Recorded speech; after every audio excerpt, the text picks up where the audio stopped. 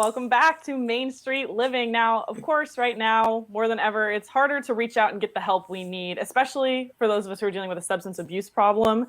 What are your guys' thoughts on how people have been able to handle that? It's so tough. I mean, especially during a pandemic. And Quincy, I mean, you'd probably agree with this. Absolutely. I mean, that's where you would need your professionals to help and give you advice, on how Yeah, to cope with it. absolutely. And whether you're struggling yourself with addiction or maybe a loved one, family member, or friend is, it's got to be especially hard during COVID-19. So we're going to talk with an expert now, and we want to bring in Fred Trapassi. He's the CEO of AdCare Rhode Island. Thank you so much for joining us. We appreciate it. Thank you so much for having us. Thank you. So tell us about the services that you provide. So if I could just go back just a little bit, the AdCare division is actually a division of American Addiction Centers. They operate over 1,000 treatment beds at 9 facilities in 8 states across the country. Here in Southern New England, AdCare has been around for 45 years. They truly are the premier treatment organization. Just about anybody. They're one of the very few providers that actually can accept Medicare, Medicaid, as well as commercial insurance and other things like that. Here in Rhode Island, so I oversee AdCare Rhode Island, and that consists of a 59-bed treatment unit in beautiful North Kingstown, Rhode Island. It's a very rural setting. We're on 22 acres of wooded property, a lot of wildlife, and we have 59 beds for detoxification and for residential treatment. Typically, people stay with us from 21 to 30 days, although we do have people that can stay up to 3 months, sometimes even longer, depending on their need. And we really have a couple of specialties, a couple of niche that AdCare Rhode Island does that not many other providers do. So we can actually initiate people onto medication-assisted treatment. I'm sure some of your audience has heard about Suboxone, buprenorphine, methadone, Vivitrol. We also do a lot of work with veterans. We really dedicated American Addiction Centers, AdCare as a whole, in AdCare Rhode Island. We've really dedicated a lot of our treatment time to veterans suffering from both substance abuse and PTSD. And then we offer a lot of things on site, like we have a full gym, yoga, meditation, drumming, acupuncture. So we like to think that between the exceptional treatment that people get when they come to us and the amenities and just the setting really lends itself to people getting better, getting healthier, and staying safe. Yeah, it sounds like they're staying active as well in a beautiful setting.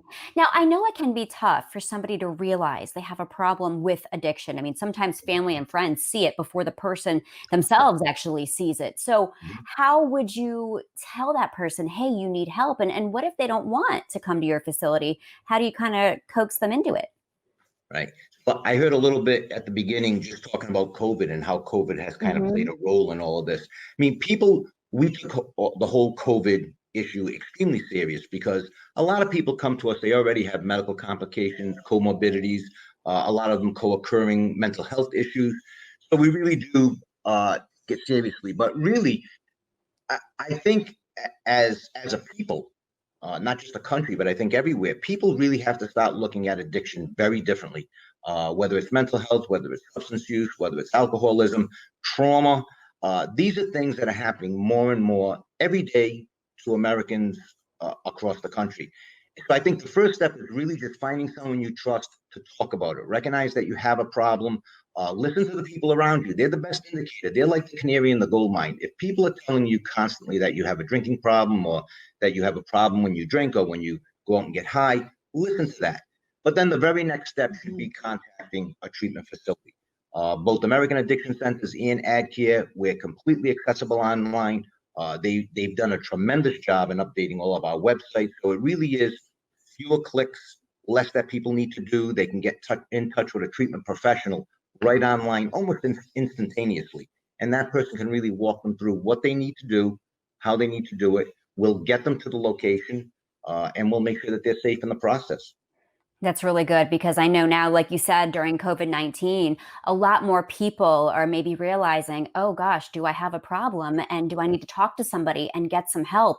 So if people do, what are some good resources? What should people do before we go?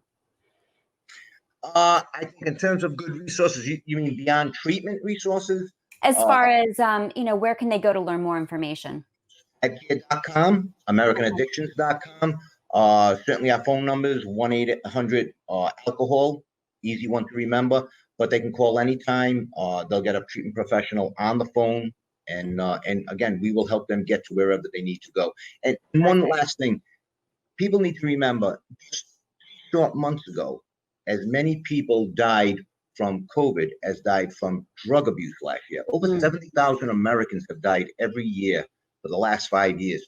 So it's a huge issue in and of itself. When you add COVID to the mix, compromised health systems, the mental stress, it really is a lot. And we really want people to know we're out here, and we're looking to be in touch with them. Staggering numbers there. Thank you so much for joining us today. Thank we you. really appreciate everything you're doing. It's my pleasure. Thank you.